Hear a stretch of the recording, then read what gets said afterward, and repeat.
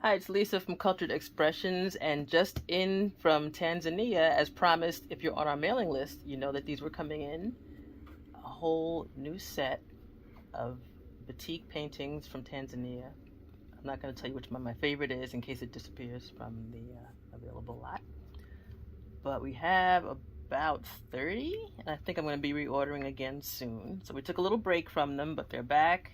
Got back in touch with my guy, and of course, more beautiful things. You can border these, you can get creative with them, you can embellish, you can leave them just the way they are, just hang them. They're just really versatile. I love them with three ladies on it. They're versatile. Beautiful, beautiful pieces. So take your pick. Probably if you can't come into the studio at 1417 Main Street in Rahway, you can book a virtual visit and we can flip through and we'll work on these for you. We can pick the ones you like. We'll also be pairing these with some of our ankara prints for borders and for embellishment. So you'll have a little head start. And we're going to start putting those packs together next week.